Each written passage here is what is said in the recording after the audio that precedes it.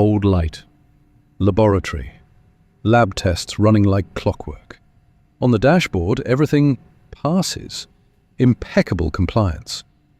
But in the software, there's a hidden switch. Defeat device. Software fraud. Real-world driving, and then the real emissions show up. NOx. Nitrogen oxides, where nobody was looking. EPA. Clean Air Act. The brand at the center of the storm, Volkswagen. VW. The market understands before everyone else. Dieselgate isn't a technical detail. It's an emissions scandal, with multi-billion-dollar fines, a stock crash, and a political war crossing the Atlantic. To understand why Dieselgate was so devastating, you have to go back to a time when diesel wasn't just an engine choice. It was almost an industrial policy in disguise. In Europe, for years, the public conversation revolved around CO2 targets, and then diesel looked like an elegant shortcut. More efficiency per litre, more range, better numbers on paper. The result? Taxes, incentives, and regulatory signals pushed the market toward an increasingly diesel-heavy fleet. But there was a silent trade-off in that equation. Cutting CO2 doesn't automatically mean cutting NOx, the nitrogen oxides that punish air quality in cities. And when public opinion starts linking public health to urban pollution, the focus shifts. The problem is that the industry was already deeply invested in diesel. On the other side of the Atlantic, in the US, the game was tougher for passenger diesel. The NOx bar was tighter, enforcement had a different appetite, and legal language, like the Clean Air Act, gave agencies real firepower. It wasn't just guidance, it was a rule with teeth. And when the EPA steps in, it doesn't step in to talk. It steps in to measure, compare, demand, and punish. This is where the story becomes sharply economic. For a global brand like Volkswagen, growth wasn't optional, it was the goal. There was ambition for world leadership, market share, margins, prestige. And corporate ambition, when it becomes culture, usually becomes incentive structure too. Targets cascading downward, tight deadlines, cost pressure, performance pressure. That corporate governance may look solid on the org chart, but in practice, everything depends on how the machine responds when it can't deliver the full package. And the full package in this case was a seductive promise. Clean diesel with strong performance, good fuel economy, and emissions within emission standards, not only in lab tests, but also in real-world driving. But the official test, predictable, repeatable, standardized, creates an obvious incentive. If the goal is to pass the cycle, the product can be calibrated for the cycle. And when the market rewards passing, the line between optimization and a trick becomes dangerously thin. In the laboratory, the car lives in a perfect world. Controlled temperature, known accelerations, speed curves that look like choreography. That environment becomes the currency of compliance. And when compliance becomes a commercial seal, something that unlocks sales, avoids fines, guarantees access to markets, it also becomes an asset. An asset that can be protected at any cost. Except any cost has math. Technical solutions for NOx in diesel, the truly robust ones, have a price. Components, maintenance, logistics, customer complaint risk, impact on fuel economy, impact on performance. And in a volume industry, a small cost per unit becomes an obscene number when multiplied by millions. That's when the temptation grows.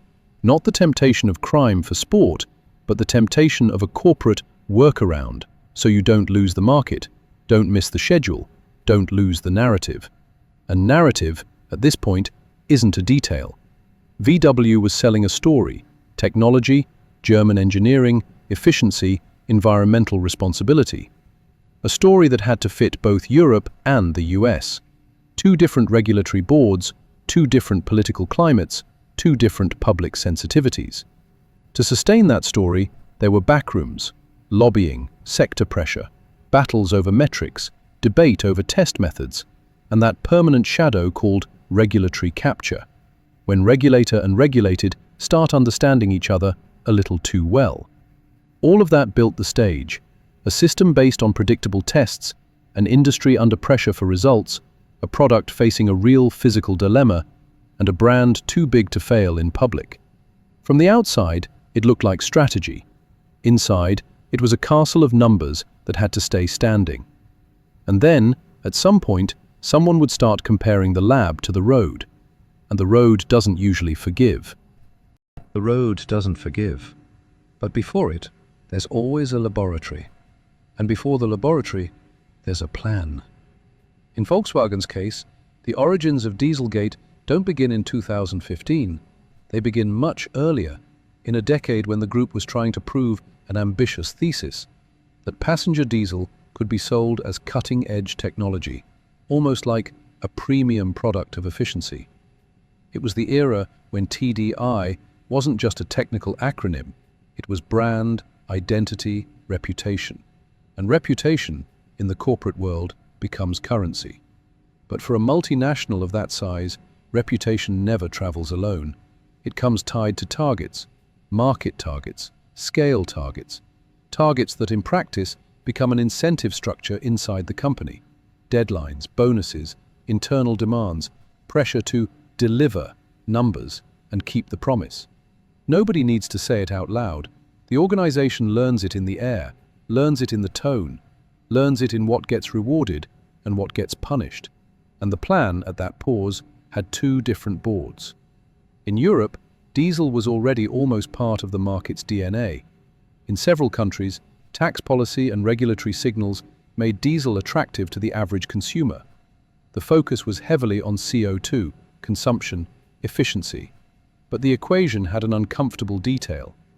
While diesel helped with CO2, it brought challenges with NOx, the nitrogen oxides.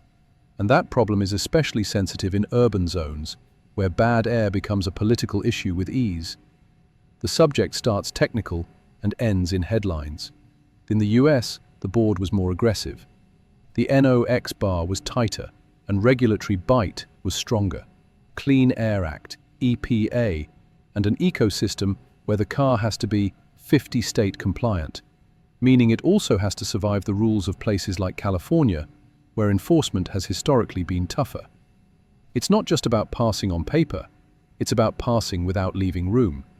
And here comes the first layer of the dilemma. What looks simple in marketing becomes an almost cruel equation in engineering and in the budget. Because, in the real world, reducing NOx in a modern diesel requires choices. There are robust solutions and tight solutions. The robust ones tend to cost more, take up more space, require extra maintenance, rely on additional components, and still risk irritating the customer with one more thing to deal with. The tight ones are cheaper, easier to package into the product, quieter for the customer. But they have limits, especially in real-world driving, when temperature, engine load, speed and acceleration vary the way life varies. Unpredictable, messy, full of exceptions. Then, without fanfare, the most dangerous temptation of modern industry appears. The temptation to treat the test as the world. Lab tests exist for a reason.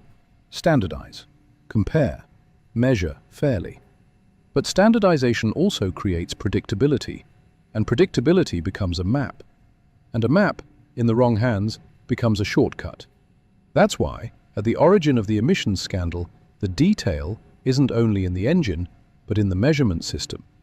For years, the entire sector lived with test cycles that, however useful, didn't represent real life faithfully. A car on the dyno lives a choreographed routine, specific accelerations, specific speeds, specific intervals. The vehicle learns that pattern as if it were music. And when there's music, there's the possibility of dancing to the music, and only to it. In that environment, compliance becomes a goal in itself. And when compliance unlocks sales, avoids punishment, protects image, and reduces financial risk, it stops being only duty. It becomes an asset. And assets, when threatened, become internal dispute. This is where the story thickens, because VW wasn't just a company. It was an architecture of power. a conglomerate with brands, factories, supply chains, strong unions, and a governance design in which political and regional interests also had weight. The presence of public and private actors around it, the role of states, the influence of families and boards, all of that creates complex corporate governance, not always agile, and often sensitive to "we can't fail" as an informal principle. The problem is that "we can't fail" is a beautiful phrase, until it becomes an order. From there, Dieselgate's origins can be read as the meeting point of three pressures. VW wanted to grow, compete at the top, dominate segments. To do that, it needed to sell the promise of modern diesel in places where diesel wasn't loved. NOx is stubborn. In certain scenarios, to keep it low, the engine has to operate with strategies that can affect consumption, performance, or durability. And when the company tries to keep every virtue at the same time, the engine becomes a battlefield. Regulation, especially when it involves air quality, mixes with public narrative. Governments need to show results. Companies need to defend industrial competitiveness. And, in that friction, backrooms emerge. Lobbying, discussion about emission standards, disputes over what is fair, practical, realistic. When the sector has too much power, the suspicion of regulatory capture starts to haunt the debate. Even when there is no clear proof, the mere smell of it already corrodes trust. And while all of this happens, there is a silent piece that grows like a hidden character: software. So the modern car isn't just mechanics, it's algorithm, it's calibration, it's conditional logic, it's response mapping. That changes everything, because software can transform the same hardware into two different behaviors: an ideal behavior and an everyday one. And when the test is predictable, the software can be trained to recognize test mode and road mode as if it were reading the environment. It's at this point that the expression defeat device gains historical meaning. Not as an isolated physical component, but as a way of thinking about regulation as an obstacle to be bypassed. A type of software fraud that, instead of breaking the engine, breaks the social contract of the test. But even at the birth of this kind of solution, rarely is everything a desire to deceive. Often it starts as a technical exception, as a temporary adjustment, as an argument to protect the engine, as only for certain conditions. Corporate language is a specialist in packaging risk in acceptable terms, until the risk slips out of control. And when it slips out of control, the company has two choices: cut the problem at the root and pay the financial and commercial price, or push it forward, betting nobody will measure it a different way. What makes this origin particularly explosive is that, in that period, the world began changing how it measured. Discussions emerged about more realistic tests, on-road measurements, independent methods. The public environment was becoming less patient with lab numbers. The technology to measure outside the lab was becoming more accessible. And trust in corporate narratives, especially after other crises and corporate scandals in different sectors, was no longer a blank check. In other words, the bet started to become dangerous. And then, like in a movie where you see the storm coming before the character does, the story enters a narrow corridor where any wrong step becomes free fall. VW had to sustain the clean diesel promise in tough markets, protect margins, protect timelines, and keep the compliance seal. All while the world slowly began suspecting the lab wasn't the world. In the next move, that promise stops being just a plan and becomes campaign, scale, volume. It becomes ascension. And when ascension is built on a predictable test, the fall often begins in the most unlikely place. Someone comparing two sets of numbers, lab tests against real emissions. If, in the origins, there was a dilemma, in the ascension, there was an internal certainty. The machine had to move. And, for Volkswagen, moving meant something very concrete, gaining global scale without giving up the language of technology and responsibility. In the first half of the 2010s, diesel still looked to many people like the smart fuel for the average consumer. Savings at the pump, range on the road, and, on paper, favorable numbers. The stage was set. On one side, emission standards and political targets that rewarded efficiency. On the other, an industry that learned to turn metrics into a sales argument. And, in the middle, a certification system that depended on lab tests, predictable, repeatable, easy to optimize. The narrator speaks of engineering, innovation, future. The image shows an empty road, a clean sky, a modern city in the background. In the subtext, the promise is almost emotional. You can have power and a clear conscience. And that's how the emissions scandal would hurt so much later, because it is born exactly where trust seems solid. Diesel's ascension, especially in Europe, also had a political layer that rarely appears in rushed summaries. It wasn't only consumers preferring diesel. There was an entire ecosystem pushing the market in that direction. Taxes, incentives, industrial planning, and a broader idea of competitiveness. In that scenario, VW wasn't just a brand, it was an industrial symbol, a center of jobs, exports, and influence. And when a company becomes that, it carries an informal shield and an even greater informal pressure. It can't fail. In Germany, that detail takes on an almost institutional shape.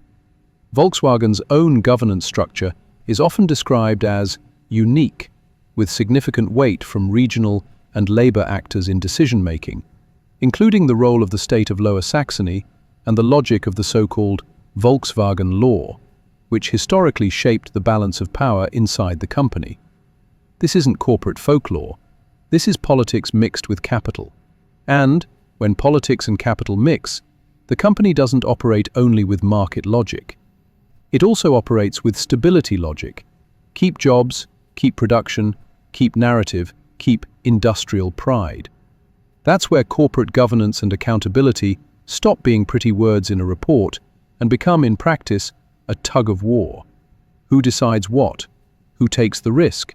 Who pays the price if it goes wrong? Meanwhile, the EU regulators had a structural problem. European certification tests were widely criticized for poorly representing real-world use under conditions that favored optimized numbers. That wasn't a secret inside the technical debate. There is literature and reports pointing out discrepancies between tests and the road, and how certain characteristics of the test cycles didn't look like real life. But for the market, what matters is the seal. And the seal came from the lab. Then the story accelerates. VW pushes the diesel message beyond its own backyard. In the US, where passenger diesel wasn't a unanimous choice, clean diesel becomes a differentiation strategy. The pitch is surgical. European efficiency plus performance plus supposed environmental responsibility. The objective was clear. Enter a difficult market with a proposal that felt inevitable. But what supports that proposal, technically, is a delicate balance. And a delicate balance, in a mass-market product, becomes a cost problem. Spreadsheets, deadlines, timelines. An executive asks what executives always ask. Can we do it? Someone answers what people always answer when they can't say no. We can, but that but is where the risk lives.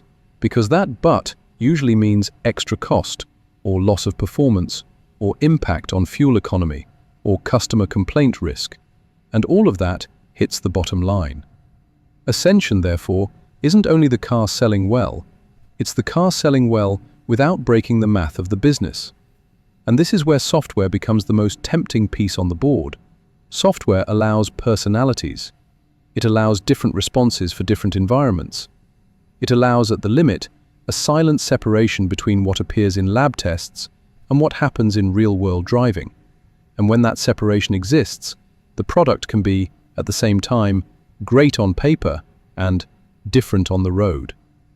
At that point, words like compliance take on an almost theatrical meaning, because compliance in the corporate world isn't just obeying the law, it's proving you obeyed, it's documentation, it's certification, it's approval, it's the passport to sell.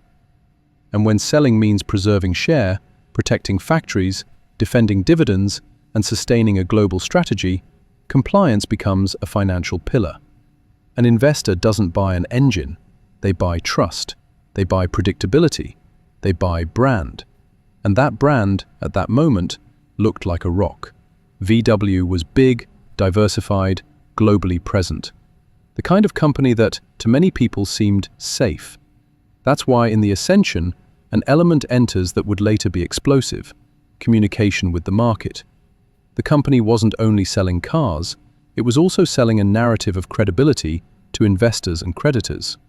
And when the scandal breaks, it doesn't hit only the consumer, it hits the very trust contract with those who finance the expansion, including through debt instruments in the American market, a topic that ended up becoming a front of dispute with authorities like the SEC. Up to here, however, the public saw only the surface: cars on the streets, campaigns, good numbers, technology. And behind the scenes, politics was heating up. Because when a country or economic bloc bets on diesel as a transition solution, a dependency is created. When cities begin to suffer with pollution and the public health debate grows, pressure arises for tougher enforcement. When public opinion changes, regulators change tone. And when regulators change tone, companies try to influence the game. Direct and indirect lobbying, sector pressure, narrative disputes, and that eternal suspicion of regulatory capture. It isn't always a crime. Sometimes it's just industrial policy. But from the standpoint of public trust, the line is razor thin. And VW, at its peak, was standing exactly on that line. At the top, the story looked like a classic ascension: growth, expansion, consolidation of diesel as a differentiator. But underneath, there was a hidden tension. If someone measured outside the script, the numbers could change in an ugly way. And when you're talking about NOx and nitrogen oxides, change doesn't mean varying 2% or 3%. It means changing in a way that becomes a criminal case, a headline, a crisis. Ascension, therefore, creates a paradox. The more VW grew with that narrative, the more expensive it became to admit there was a problem. Because admitting would mean recall, refits, costs, and the real possibility of multi-billion-dollar fines. It would mean class action risk, global lawsuits risk, buyback and repurchase risk. It would mean, in the language of finance, turning reputation into a provision. And a provision, when it arrives, usually arrives late and big. But the breaking point still doesn't appear on screen. It's on the way, like an audit someone decided to run outside the lab, like a test that doesn't respect the choreography.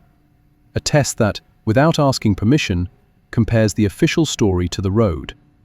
And when that comparison happens, ascension doesn't just become a fall, it becomes war. The breaking point didn't arrive with sirens. It arrived with something far more dangerous for a major brand: cold measurements made outside the choreography. It begins almost always like this. A group of researchers decides to check whether the lab world matches the road world. No conspiracy theory, just method. Portable equipment, real route, real traffic, imperfect accelerations, real-world driving. And when the numbers appear, they don't look like a deviation, they look like an abyss. The reports circulate, and when they circulate, questions begin that nobody likes to answer. Why? How? Under what conditions? With each new answer, a new inconsistency appears. And that is the kind of thing that turns a technical topic into a political crisis, because NOx isn't abstract. Nitrogen oxides mean worse air, public health debate, pressure on mayors, governments, regulators. Suddenly, emission standards stop being a backroom subject and become a national issue. In the US, the regulatory machine has its own style. When it realizes the problem is systemic, it doesn't negotiate retail. It frames it wholesale. EPA, Clean Air Act. And a question that changes everything: is the vehicle complying, or does it just look like it's complying? Compliance isn't only the outcome, it's the integrity of the process. If the process was deceived, the process becomes a crime. From there, the word nobody wanted to hear starts appearing with uncomfortable naturalness: defeat device. And defeat device in this context, isn't just any failure, it's a thesis of intent. It means the car's behavior changes when it recognizes the lab tests, a kind of algorithmic mask, a two-faced logic. On the bench, one car; on the road, another. Software fraud turning engineering into theater. A public notice lands like a brick through glass. The case gets a name, gets a face, gets a headline. Dieselgate. And when a scandal gets a short and repeatable name, it stops being VW's problem and becomes a global event, an emissions scandal ready to contaminate the entire sector. What happens in the following days feels like a script, but it's just the market doing what it knows how to do. Price risk. The stock drops. Analysts reevaluate everything. Trust becomes a variable. And for a company that lives on credibility, that hurts like a second invisible fine. Stock crash, hit to the share price, rating reviews, discussions about cost of capital. Even before any court brings down a gavel, the financial damage starts running on its own, like water entering through a crack. Then comes administrative panic. Statements, press conferences, we will investigate. But internal investigation in moments like this has a cruel detail. The deeper you dig, the more questions appear. And when confirmation of the mechanism appears, that test mode logic, the crisis changes level. It's no longer, we didn't know. It's no longer, it was a mistake. The conversation turns to accountability. Who authorized it? Who knew? Who looked away? Who signed? And then the political element enters in a glaring way. Because VW isn't just any brand, it's a European industrial icon. Jobs, exports, supply chains. A symbol that suddenly drags governments into the problem, even if they don't want to. In Europe, the debate quickly becomes, how did this get past the regulators? And then the spotlight points to the EU regulators and to the European certification model, where enforcement and certification were for a long time more fragmented and more dependent on national authorities. A suspicion then arises that doesn't need to be proven to cause damage: regulatory capture. The idea that the system may have been too soft, or too cozy, or simply too slow to keep up with technical complexity and the sector's political weight. And when that suspicion appears, the scandal stops being a company scandal and becomes a system scandal. On one side, Europe trying to prevent the crisis from becoming an attack on its own industrial policy, because that would imply revisiting diesel incentives, revisiting taxes, revisiting old public narratives. On the other, the US, with an enforcement style that prides itself on showing strength, EPA, and later the DOJ logic looming like a storm. Because once there's a thesis of fraud, other boards open up: criminal, civil, and the stock market. And all of this happens while the company needs to manage the crisis at street level, customers. Because in real life, scandal becomes a line. It becomes the consumer asking, what is my car worth? It becomes the dealership trying to explain the unexplainable. And quickly, the words that cost billions appear: recall, buyback, repurchase, compensation, indemnities. The case then gains a new layer: private litigation. This is where the crisis spreads like wildfire. In the US, the legal environment favors structured actions and large collective deals. Class action becomes a pressure tool. The company begins to face a corridor of global lawsuits, and each jurisdiction adds a different pain: deadlines, proof standards, fines. And one thing no CFO likes seeing on a screen: provisions growing. Because a provision is the elegant way of saying, the bill arrived, but we still don't know the final amount. And in that moment, Dieselgate changes nature again. From technical scandal to financial crisis with a legal epicenter. A scandal that forces the company to set aside money from the present to pay for the past. Provisions become headlines, losses become reports, and the public debate becomes, how much will it cost? And more venomously, who will really pay? Cities start discussing diesel ban. Local governments feel pressure to do something. Diesel's reputation as an acceptable technology begins to melt. And that has a direct economic effect: used car devaluation, change in consumer preference, companies and fleets reconsidering purchases, and the entire sector forecasting a cycle turn. In that environment, VW is trapped in a narrative trap.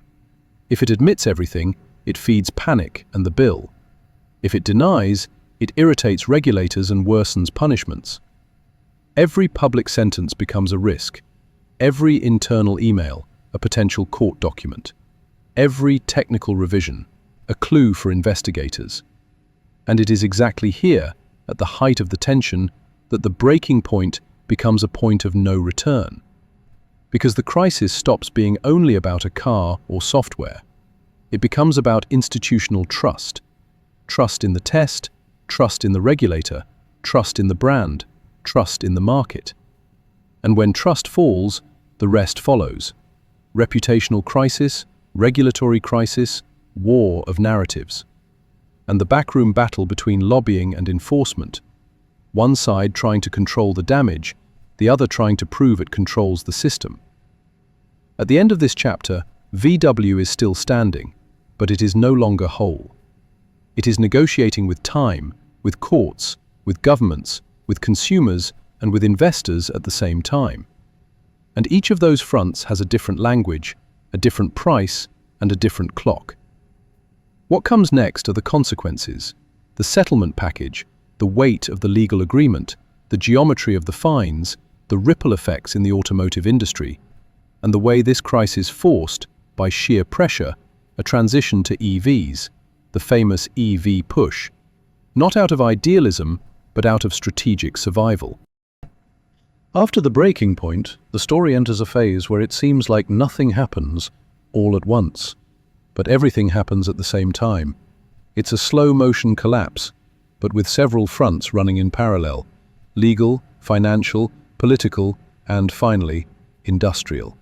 For Volkswagen, Dieselgate stops being a technical incident and becomes a reputational survival problem, because from that point on, trust has a daily price, and the market charges interest when it doubts. The subject is no longer if there was a problem, but how much will it cost, and how fast will the bill arrive. And here economics rules.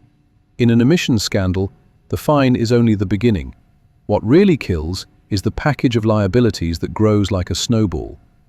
Provisions start to appear, and more provisions, those cold lines on the balance sheet that in practice mean money from the future to pay for the past. And when the past involves software fraud and defeat device, the conversation with the regulator changes tone immediately. In the US, the board is direct and hard. The EPA, backed by the Clean Air Act, doesn't treat it as a calibration error. It treats it as a serious violation, because the core of the problem is the integrity of the test. Lab tests exist to be standard, and a standard, when deceived, becomes a dangerous precedent. From the moment the defeat device thesis takes hold, VW realizes it isn't just facing an administrative case. It is facing a corridor where the DOJ becomes a constant shadow.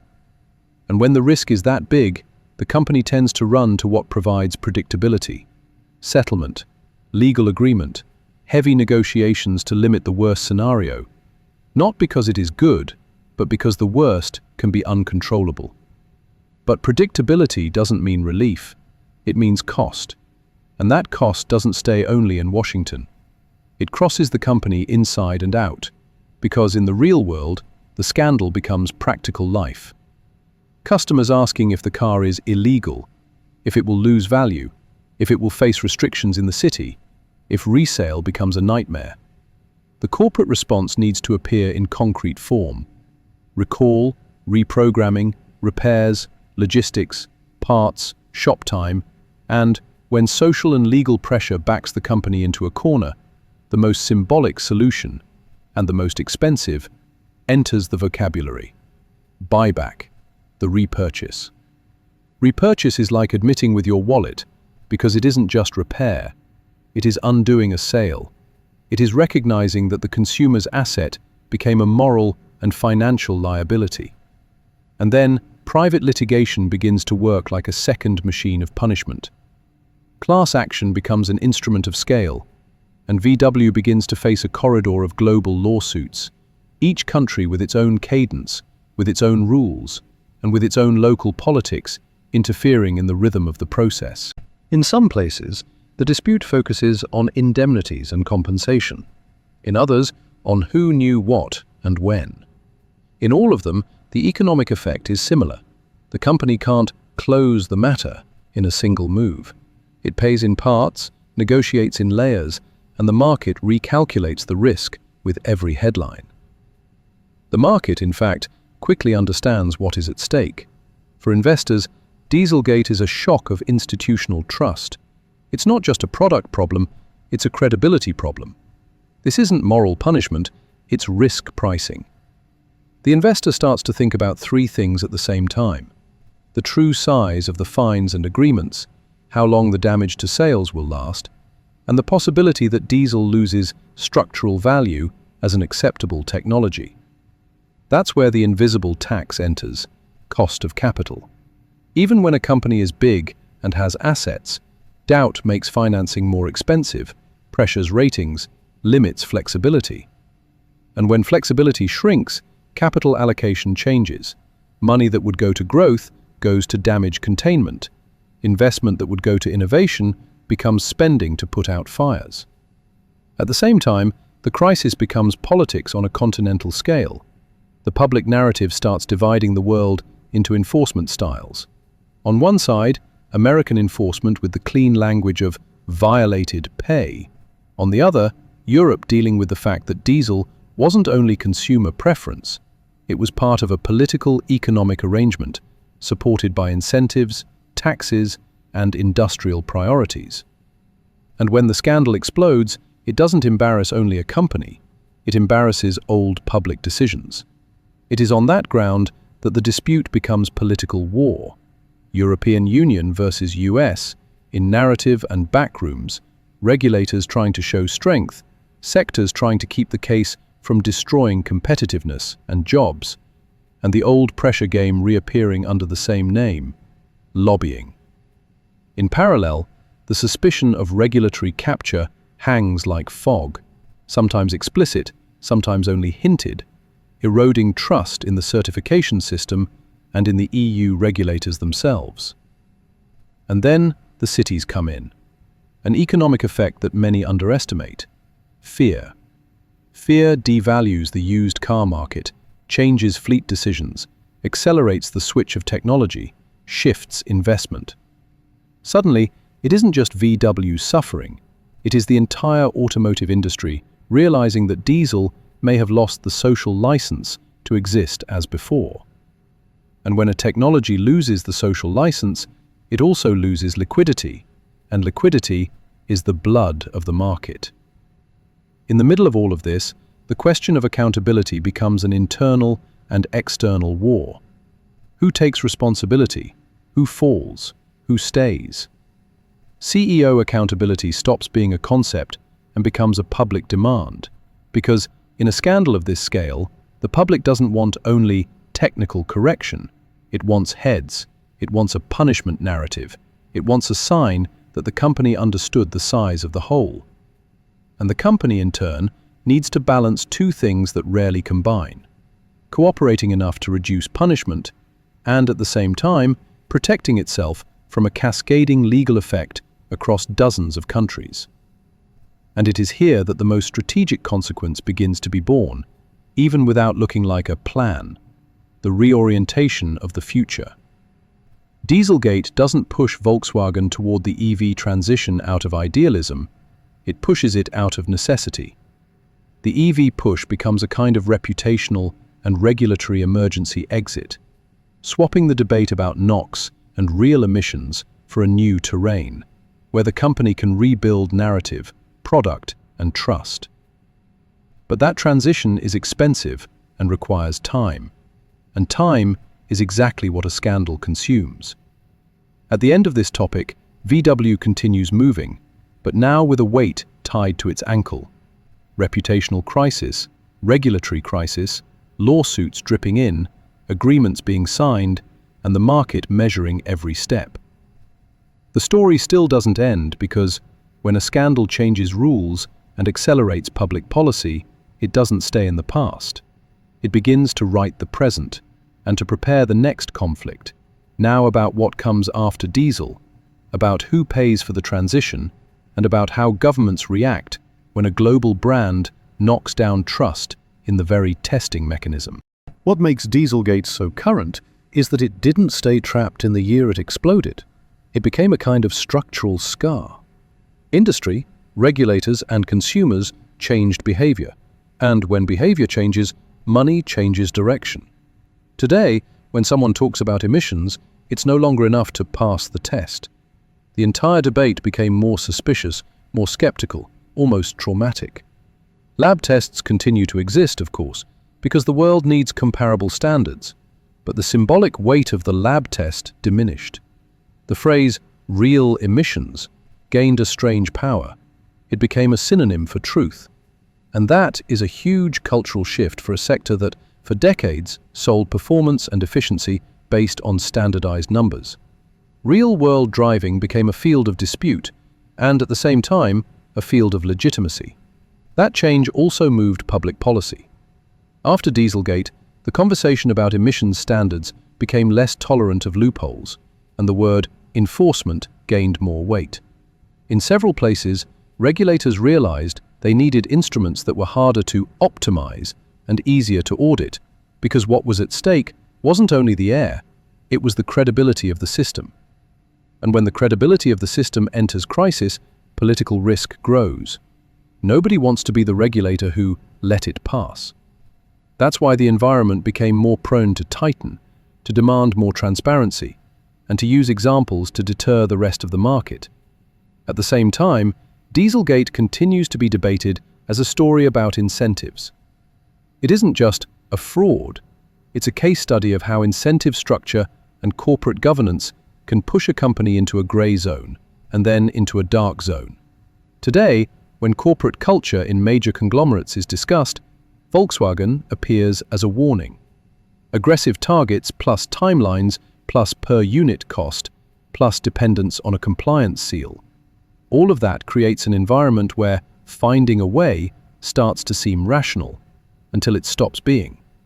And that brings us to the financial present. Dieselgate showed that reputation is an asset that can become a liability overnight.